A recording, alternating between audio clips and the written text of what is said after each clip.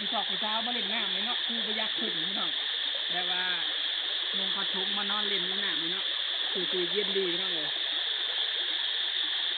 โอ้พี่น้องบรรยากาศโอ้มีความสุขดีพี่น้องเลยนี่แหละพี่น้องชีวิตเบาวินอยากอยู่บ้านนอกบ้านนากับ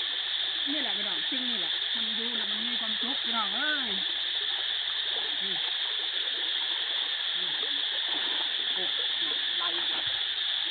ไหลออกมาจากภูเขากับสบายดีพี่น้องเมื่อนี้กับเบาบินอยู่บ้านนอกบ้านนาอีกแล้วพี่น้อง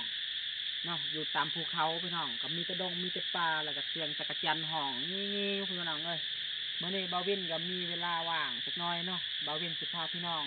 เลาะเบิ่งตามเส้นทางแล้วก็สิพาพี่น้องเลาะเบิ่งของน้ำเนาะพี่น้องเนาะเบาวินจะไปอาบน้ำให้พี่น้องเบิ้งพี่น้องเลยไปตามมาให้พี่น้องเบิ้งทำซ่า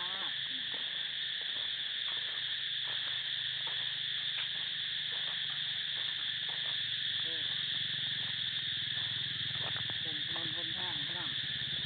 ต้นยังไงต้นมะเงาะ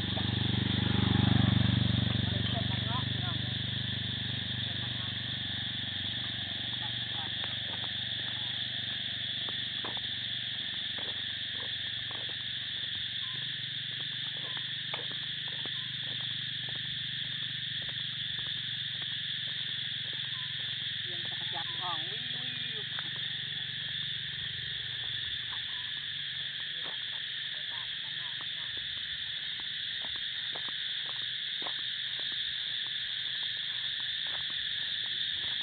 ตามเส้นทางแบบนี้เป็นหยาบมากเลยเต็ม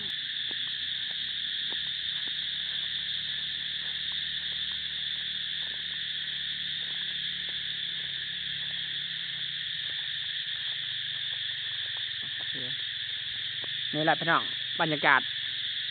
อยู่ตามดงตามป่าเนาะตามภูเขาพี่น้องเลยจริงจักรจันทร์ห้องวู้อยู่ป้าตัวลายคักพี่น้องเลย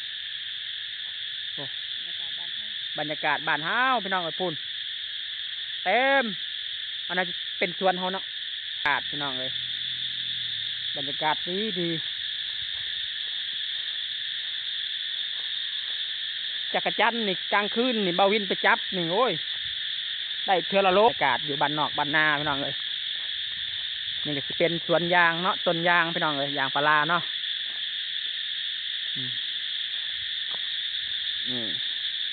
พูดละเบาวินสิลงไปทางลุ่มหมดละพี่น้องอยากให้พี่น้องเห็นน้ำกันนะกับบรรยากาศเย็นกลางคืนเนี่ยมาโอ้ยพี่น้องเลยกลางคืนมาในเย็นขนาดเมื่อคืนในขนาดพัดลมไฟดับได้เมื่อคืน ยังหนาวแบบนี้แหละพี่น้องใส่ชีวิตแบบมีความสุขนะคือว่าแล้วเนาะความมักของผู้คนเนาะบางคนเนาะคนเฮามันกับมักบ่คือกันพี่น้องสำหรับเบาวินแล้วกับมักแบบ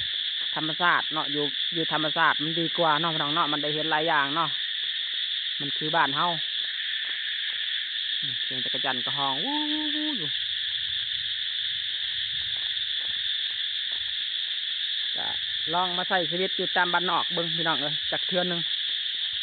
ระยะหนึ่งเนาะ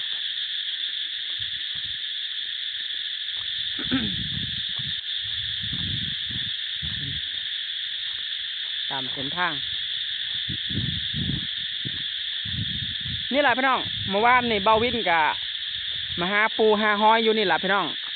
เป็นหนองบัวเนาะแต่ก็หนองน้อยๆนี่ลึกนะพี่น้องนะเบาวินบกาลงแต่ว่าปลาคอลายปลาสอนหอยโซลีก็ลายพี่น้องกันบอลนี่เมื่อนี้ก็จะเป็นบรรยากาศอีกเนาะพี่น้องแดดฮ้อนเมื่อนี้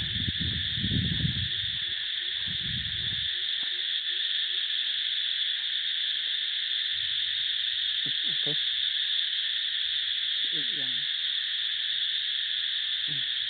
นี่แหละพี่น้องบรรยากาศเย็นสบายนี่ต้นยังต้นมะคุดบอก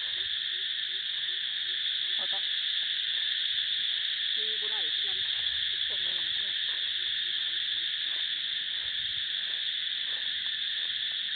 ต้นกันเลยขึ้นต้นมันตายรถสู้ปัดต้นเจ้าที่เราไม่ต้องกับบรรยากาศอยู่บ้านนอกบ้านนาไม่ต้องเลยชีวิตนี่บ่เอาอย่างไรไม่ต้องเลยก็ผิดพลาดประการใดเนาะคลิปนี้เราเป็นต้องกราบขอโทษพี่น้องหลายคนเลยเนาะน้ำใสพี่น้องเลยอยากให้แลมเนี่ย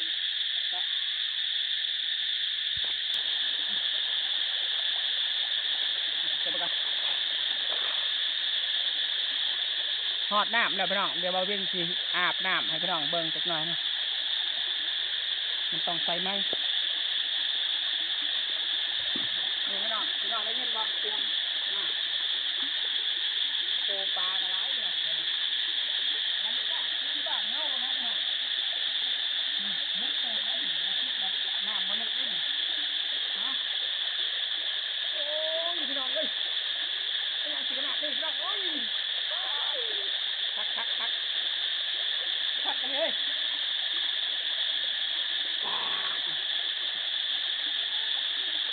นั่งข้ามมานั่งนะมึงข้ามมานี่ข้ามมามึงนี่ข้ามไปเลย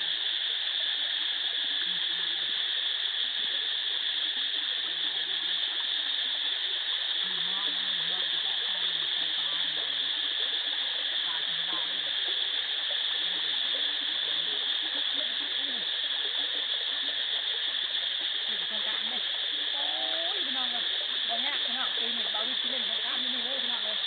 เราเล่นมันเป็นเรื่องเราวิ่งเล่นสงครามอยู่บ้านนอกบ้านนาเนี่ยแหละน้ำตกอะไรเนี่ย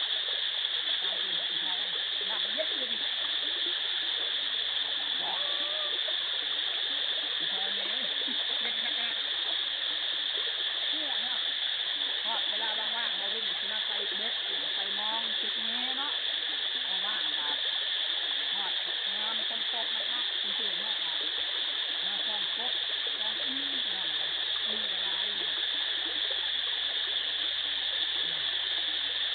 เราเย็นใจเนาะ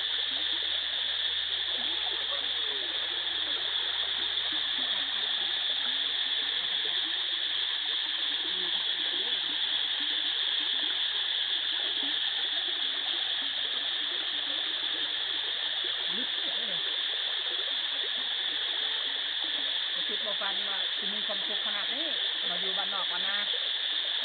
โอ้ยเราเลยหลังทำน้ำเย็น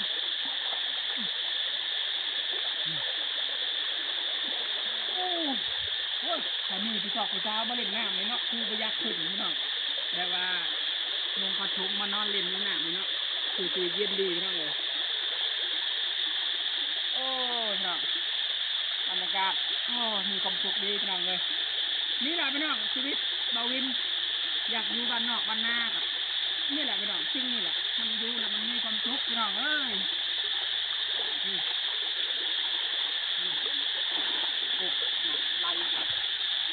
ไหลออกมาจากภูเขาเย็นมากเลย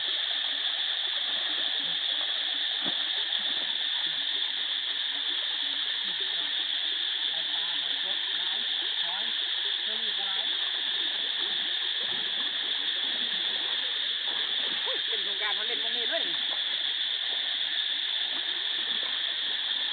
จะได้ลาพี่น้องละบัดนี้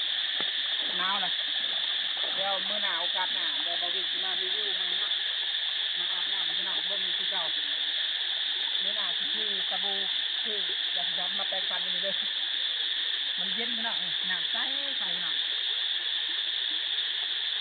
เอ้ยน้องเนาะคลิปนี้บาวินกับพักพี่พักน้องเป็นไรก็แก้จะติดตามวินมาล่ามเด้ออย่างวินบาวินช่วงนี้บาวินกับเป็นคนที่คลิปพี่น้องเลยมันมีเวลาว่างเนาะมือนี้ก็มีเวลาว่างเลยแบบมารีวิวนำโต๊ะมารีวิวน้ำมันเย็นสบายพี่น้องพี่น้องเดินธรรมดาบรรยากาศบ้านนอกตามบ้านนอกบ้านหน้าเนาะที่หายกันประมาณนั้นเย็นได้ใจเหลือ